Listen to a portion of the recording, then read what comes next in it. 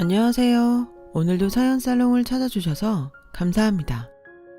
서울에 사는 40대 여성이에요. 요즘은 어쩜 그렇게 시간이 빨리 가는지 모르겠어요.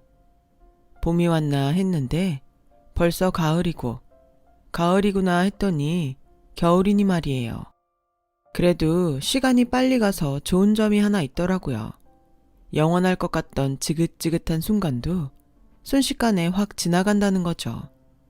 특히 잊고 싶은 안 좋은 일이요. 지난해 우리 집에는 정말 황당한 일이 있었어요. 살다 보면 별의 일이 다 있겠지만 막장 드라마에서나 볼 법한 일이 저희 집에 일어날 줄은 몰랐네요.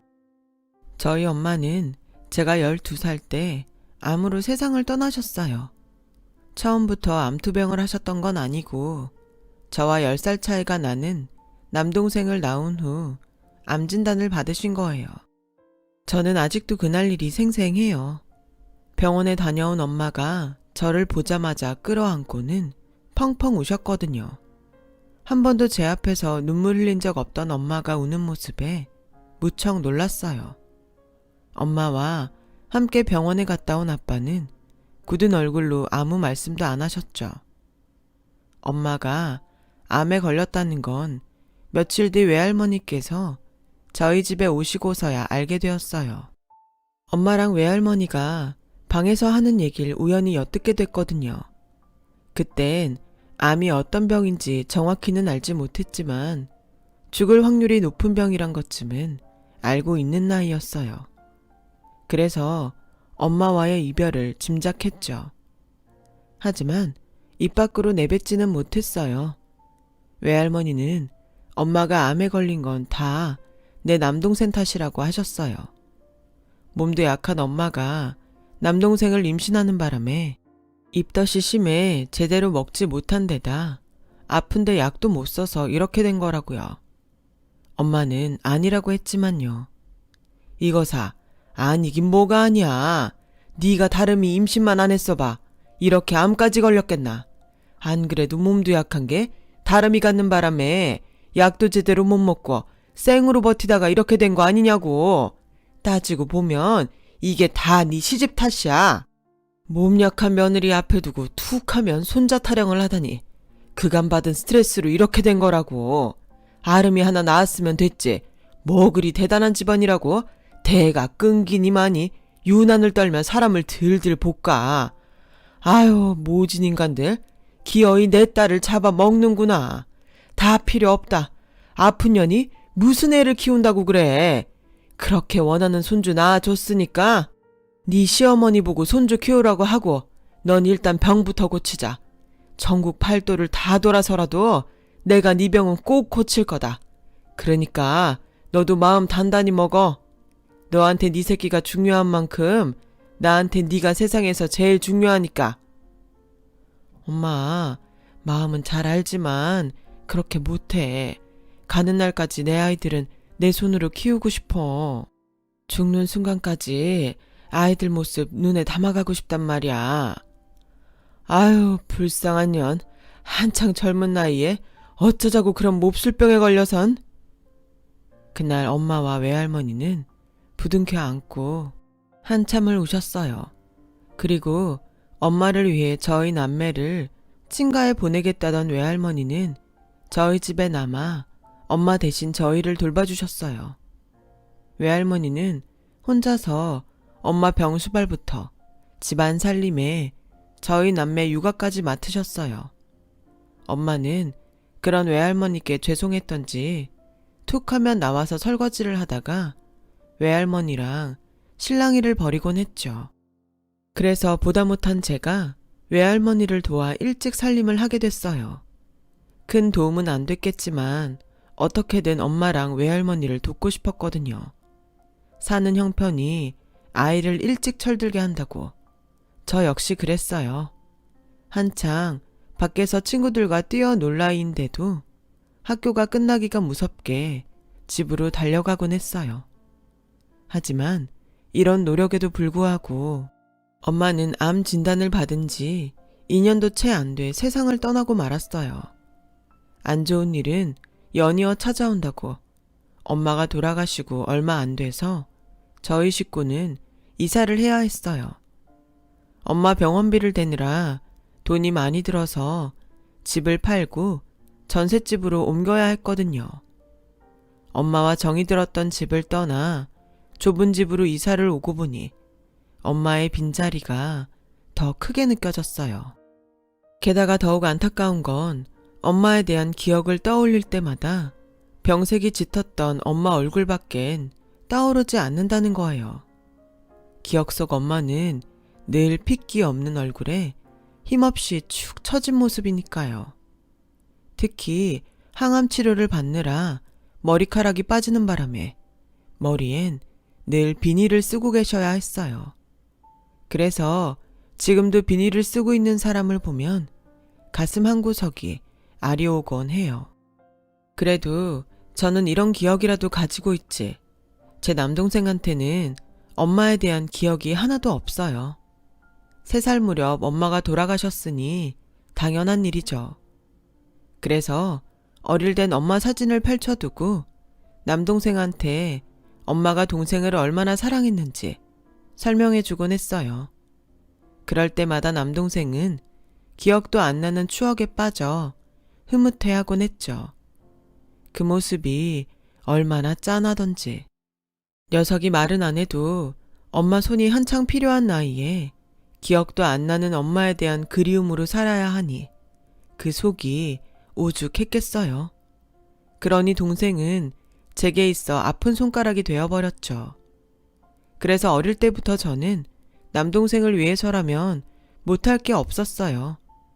그런 절 보고 친구들은 누나가 아니라 꼭 엄마 같다고 놀리곤 했어요. 그래도 어쩌겠어요. 엄마 없이 자란 동생이 불쌍한걸요. 다행히도 남동생은 제가 자기를 얼마나 아끼는지를 잘 알고 있었어요. 크면서 단 한 번도 제게 말대꾸를 하거나 함부로 군 적이 없었어요. 제가 동생한테 극성 맞은 엄마 같았다면 남동생은 제게 세상 누구보다 착한 아들 같은 존재였어요. 그렇게 우리 세 식구는 엄마의 빈자리를 서로의 온기로 채우며 살아갔어요. 아빠는 아빠대로 저희 남매를 키우기 위해 안 해본 일 없이 뛰어다니셨죠. 하지만 제가 대학에 입학하던 무렵 저희 집은 IMF 직격탄을 맞게 되었고 그 바람에 전세를 빼서 월세집으로 이사를 해야 했어요. 살림살이는 점점 궁색해지고 지출은 늘어만 갔죠. 제 등록금은 장학금과 알바로 충당한다고 해도 아빠 앞으로 된 은행 대출금, 이자와 월세, 그 밖에 공과금과 생활비가 만만치 않았거든요. 게다가 초등학생인 동생은 아빠와 제가 돌아올 때까지 혼자 집에서 시간을 보내야 했어요. 학원 하나 다니지 못한 채로요. 그래도 어찌나 영특하던지 시험만 봤다 하면 100점에 한 번도 1등을 놓친 적이 없었어요. 언젠가 동생이 그러더라고요. 집에서 혼자 할 수 있는 건 오로지 독서밖에 없었다고요. 그때 책을 많이 읽은 덕분에 대입 논술 시험도 어렵지 않았다나요? 해맑은 얼굴로 그 말을 하는데 마음이 아프더라고요. 엄마가 살아있었다면 내 동생이 이렇게 외롭게 자라진 않았을 거란 생각 때문에 말이죠. 매 순간 막막하고 빛이라곤 한 줄기 보이지 않던 암담한 생활은 제가 대학을 졸업하고 취직을 할 때까지 이어졌어요. 하지만 엄청난 취업난을 뚫고 취직을 하고부터는 그나마 생활에 안정을 찾을 수 있었어요. 아르바이트를 할 때와는 비교도 안 될 월급이 매달 따박따박 들어왔으니까요. 게다가 월남전에 참전했던 아빠가 뒤늦게 고엽제 판정을 받게 되어서 매달 국가유공자 연금도 받게 돼서 그나마 숨통도 트이게 됐고요. 덕분에 임대 아파트에 들어갈 자격이 생겨서 매달 들어가던 월세 대신 10만 원도 안 되는 임대료로 살게 됐죠. 안 그래도 혹시 몰라서 취직하고부터 주택청약 적금을 들어왔는데 얼마나 다행인지 몰라요. 무엇보다 당뇨 합병증으로 고생하시는 아빠가 힘든 일을 그만두시고 쉴 수 있어서 한시름 놓을 수 있었죠. 그리고 얼마 뒤 저희 집에 경사가 났어요. 동생이 대학에 들어갔거든요. 그것도 서울대학이에요. 집안 사정 때문에 학원도 제대로 못 보내서 걱정했는데 지 용돈을 모아서 방학마다 대형 학원 새벽반에 등록해 수능 준비를 해왔더라고요. 어찌나 기특하던지. 요즘 같은 세상에 개천용은 꿈도 못 꿀 일이라고 했지만 제 동생처럼 스스로 인생을 개척해 나가는 애라면 못할 것도 없겠다는 생각이 들었어요. 내 자식이 서울대에 합격한 것처럼 신이 난 저는 모처럼 동생을 데리고 나가 옷과 가방을 사줬어요. 그랬더니 동생이 그러더군요. 앞으로 몇 년만 더 고생해 달라고요. 그럼 그 후로는 자기가 벌어서 아빠랑 저를 부양하겠다고 말이죠. 누나는 나한테 엄마랑 다름없잖아. 그러니까 누나는 내가 책임질 거야. 내 인생에서 가장 소중한 사람은 바로 누나거든. 그 말에 그동안의 고생이 눈 녹듯 사르르 녹는 것 같았어요. 하지만 인생사 모든 일이 그렇듯 변하지 않는 건 없더라고요. 세상에서 누나가 가장 소중하다던 남동생은 대학에 들어가고 연애를 시작하면서 순위가 바뀌고 말았거든요. 누나인 저에서 여자친구로요. 당연한 일인 걸 알면서도 왜 그렇게 서운하던지. 이래서 부부간의 갈등도 생기는구나 싶더라니까요. 남동생 여친은 인천에 있는 전문대에 다니고 있었어요. 항공운행학과를 졸업하고 지금은 승무원을 준비하고 있다고 하더라고요. 나이는 제 동생보다 2살 많은데 승무원을 꿈꾸는 친구라 그런가 키도 크고 얼굴도 예쁘다고 하더군요. 누나처럼 착하고 사치도 없고 생활력도 강한 친구야. 아마 보면 누나 마음에도 들 거야. 동생은 잔뜩 상기된 얼굴로 제 여친 자랑을 늘어놓았어요. 그 모습에 다행이다 싶으면서도 한편으로는 서운한 마음도 들었죠. 그러던 어느 날이었어요. 하루는 남동생이 자기 여자친구를 소개시켜 준다며 제 직장 근처로 둘이 찾아왔지 뭐예요. 갑작스런 방문에 조금 당황하기는 했지만 언제 봐도 봐야 할 처지였기에 기쁜 마음으로 약속 장소를 향했어요. 나가보니 동생 말대로 모델처럼 키도 크고 예쁘더라고요. 늘 어린아이 같던 남동생은 지도 남자라고 여자친구 앞에서는 꽤 무게를 잡고 어른스럽게 행동했어요. 그 모습이 어찌나 귀엽던지 속으로 한참을 웃었다니까요. 처음엔 서먹서먹했지만 같이 저녁도 먹고 맥주도 한잔 하다 보니 남동생이 왜 좋아하는지 알겠더라고요. 목소리도 사근사근하고 분위기도 잘 맞추고 성격이 좋아 보였어요. 옷차림도 수수한 게 동생 말대로 사치도 없어 보였고요. 나도 모르게 이런 여자라면 올케로 들어와도 괜찮겠다 싶었죠. 더군다나 남친 누나인 저한테도 구김없이 어찌나 싹싹하게 잘하는지 함께 있는 시간이 즐겁더라고요. 그런데 이런 생각은 저만 했던 게 아닌 모양이었어요. 나중에 남동생이 그러는데 여자친구도 저를 무척 마음에 들어 했다더라고요. 그래서 그날 이후 우리는 종종 만나서 같이 영화도 보고 맥주도 마시고 여름에는 워터파크도 같이 다녔어요. 그렇게 행복한 날이 이어지던 어느 날, 글쎄 남동생 앞으로 군 입대 영장이 나왔지 뭐예요. 어린 동생을 군대에 보내게 된 저는 걱정이 앞섰어요. 혹여 군대에서 가혹행위라도 당하면 어쩌나, 훈련 중에 다치지는 않을까, 그런 걱정을 하면서요. 그래서 동생한테 영장이 나오고부터는 밥맛도 없고 의욕도 사라져버렸죠. 하지만 아무리 그런다고 해도 남친과 생이별을 하게 된 여친만 하겠어요. 그래서 동생한테 용돈을 쥐어주며 입대하기 전에 여친 마음 좀 풀어주라고 했어요. 동생은 같이 만나러 나가자고 했지만 둘이 보내기에도 빠듯한 시간인데 눈치 없이 끼는 게 뭐해서 그냥 둘이 만나라고 했죠.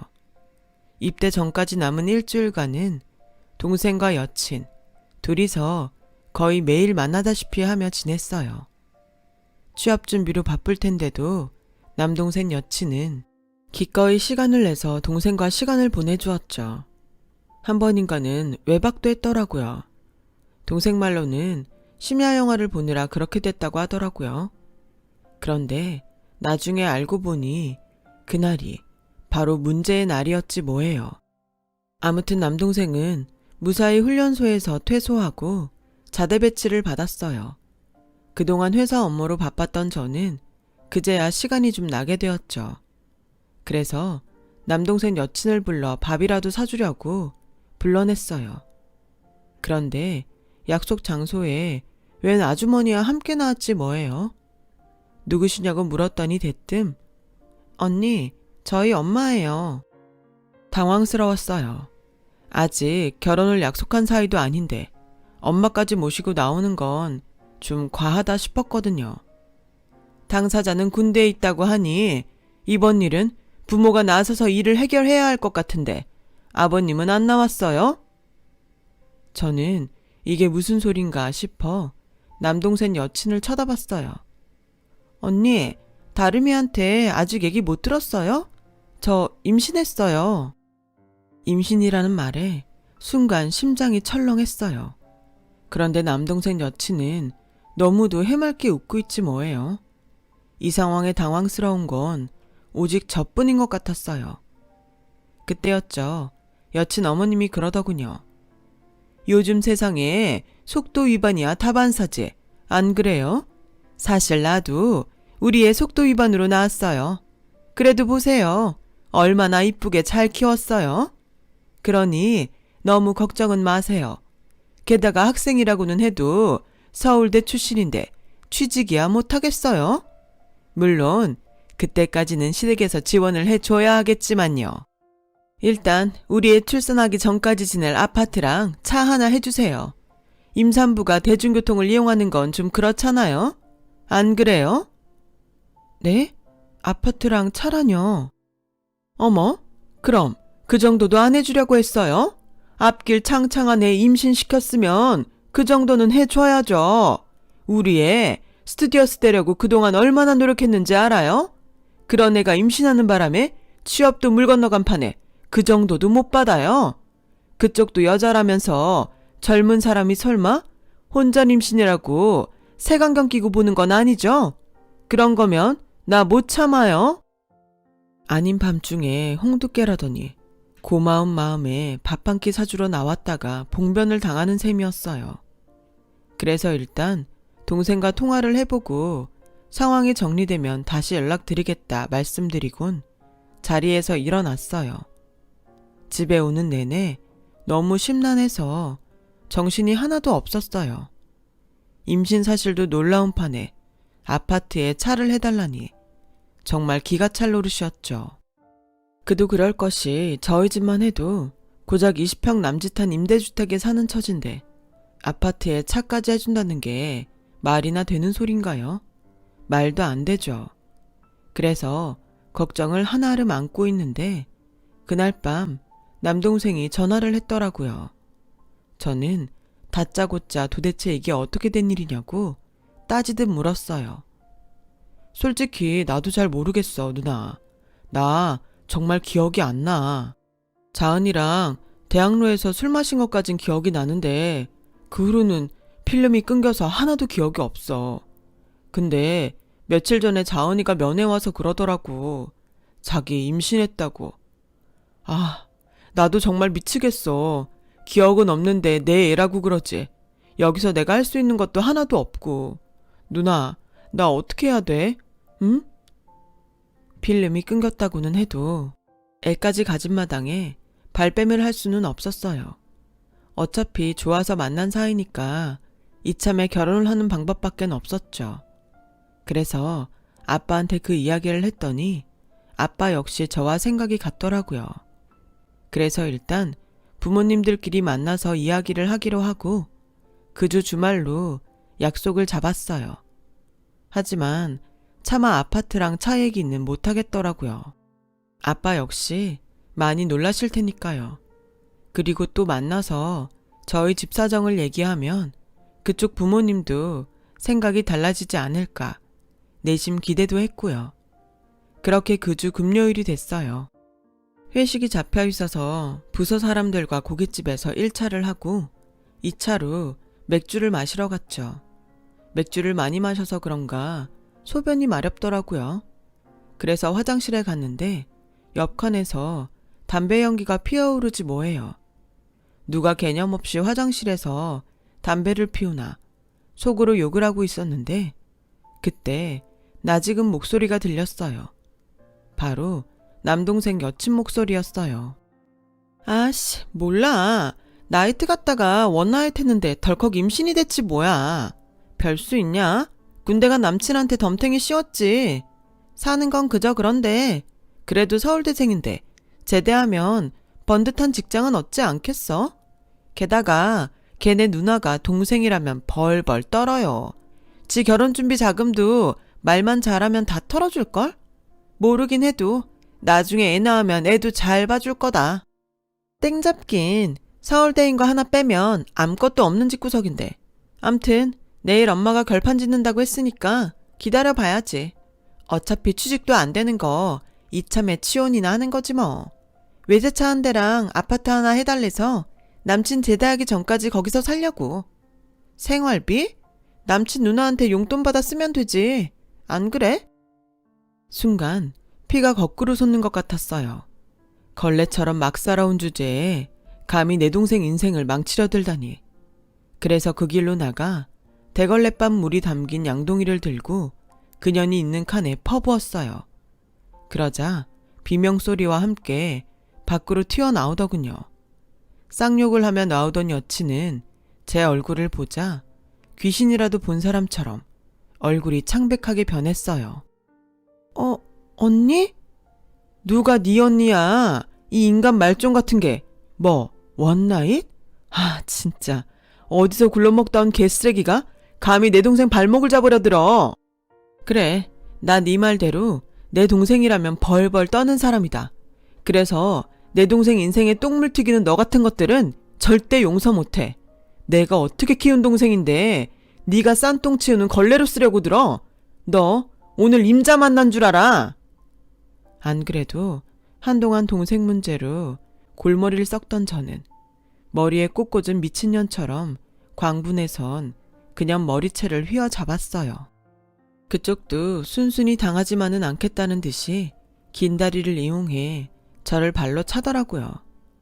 한밤중에 화장실에서 벌어진 육탄전으로 가게 주인과 직원들이 달려왔고 결국 신고를 받은 경찰까지 출동을 해야 했어요. 뭐 여자들 싸움이 다 그렇듯 사실 주먹은 오고 가지 않았기 때문에 상처는 없었어요. 다만 둘 다 머리가 미친년 꽃다발처럼 흐트러졌을 뿐이죠. 그래. 실컷 고소해. 그럼 난 묻고 더블로 갈게. 내 동생 애도 아닌데 임신했다고 사기치고 아파트랑 차 내놓으라고 협박했던 거 기억나지? 그래서 난 사기랑 협박으로 너랑 니네 엄마까지 둘 다 고소해줄게. 아참, 혹시나 해서 말인데 합의는 없다. 나는 니네 모녀가 죗값 제대로 치르는 거 꼭 봐야겠거든. 그러자 지금까지 고소를 하겠다고 뻥뻥 큰 소리를 치던 게 바로 얼굴을 바꿔서는 제게 달라붙었어요. 언니, 제가 오죽하면 그랬겠어요. 따지고 보면 저도 피해자예요. 그러니까 저 좀 불쌍하게 봐주세요. 대신 제가 평생 다름이한테 잘할게요. 아파트랑 차도 필요 없어요. 네? 이게 대가리에 총 맞았나? 누가 너한테 내 동생을 준대? 감히 어디서 내 동생 인생에 무임승차하려고 들어? 누가 미쳤다고 너 같은 걸 며느리로 들여? 넌 사는 게 쉽니? 예쁘다 예쁘다니까 지가 뭐라도 되는 줄 아는가 본데 너 나가리야. 네가 대충 산 오늘이 네 미래를 똥밭으로 만들 수 있다는 걸 알아야지. 앞날이 창창한 스튜디오스 개똥이라 그래. 항공사에서 미쳤냐? 너 같은 걸 뽑아주게? 떡 줄 사람은 생각도 안 하는데 괜히 김칫국부터 마시지 마셔. 대가리에 똥만 찬 너한테는 격자무늬 철창이 더 잘 어울리니까 니네 엄마랑 손 나란히 잡고 깜빵 갈 생각이나 해. 언니, 언니! 저를 애타게 부르는 남동생 여친을 뒤로하고 저는 파출소를 나왔어요. 지난 며칠간 지끈지끈하던 머리가 그렇게 맑아질 수가 없더라고요. 뒤늦게 이 사실을 들은 남동생은 안도하면서도 제게 미안해했어요. 도움은 못 될 망정 이런 일로 괜히 신경 쓰게 해서 미안하다고요. 그래서 따끔하게 한마디 해줬죠. 나이만 먹었다고 성인이니? 자기 인생은 책임질 줄 알아야 성인이지. 나한테 은혜 갚겠다는 생각 말고 앞으로 네 인생 네 힘으로 살 생각해. 나도 이제부터 내 인생 살 거니까. 어쩌면 이 말은 동생한테 하는 충고가 아닌 제 자신한테 하는 다짐이었는지 몰라요. 그동안 사실 엄마 없이 자란 남동생이 가여워서 제 인생보다도 남동생을 위해 살았거든요. 그런데 이번 일을 겪고 나니 오히려 남동생에 대한 과한 사랑이 독이 될 수 있겠다는 생각이 들었어요. 그래서 사랑하는 동생한테 물고기를 잡아주기보다는 낚싯대를 사주는 게 낫겠다 싶었어요. 그런 의미에서 이번 소송은 남동생한테 일임하기로 했어요. 지가 싼 똥은 자신이 치우는 거란 걸 가르쳐주고 싶었거든요. 근데 사랑도 책으로 배웠다는 사람이 있더니 제 동생이 그 짝이지 뭐예요. 누가 서울대 아니랄까봐 군 생활 중에 도서관에서 법전에 판례지까지 빌려서 보고 있더라고요. 누가 보면 사법고시 보는 줄 알겠다니까요. 그 좋은 머리는 왜 공부하는 데만 쓰는 건지. 무료 법률공단에 자문하면 쉬운 일인걸. 어쨌거나 저쨌거나 제 동생 인생의 첫 낚시질이 어떤 결과를 가져올지는 두고 봐야겠어요. 옆에서 말없이 지켜보려니 제 입이 근질근질하긴 하지만요. 저도 제 자신을 챙겨가며 새 식구 힘차게 잘 살아가 보려고 합니다. 지금까지 제 사연을 들어주셔서 감사드려요. 모든 분들 주변에 이상한 인연으로 엮이지 마시고 좋은 분들 만나 행복한 하루하루 보내시길 진심으로 바랍니다. 건강 챙기시고요. 여러분, 사연 댓글에 응원과 현명한 조언 부탁드려요. 좋아요와 구독은 저에게 큰 힘이 됩니다. 오늘도 좋은 일 가득하세요.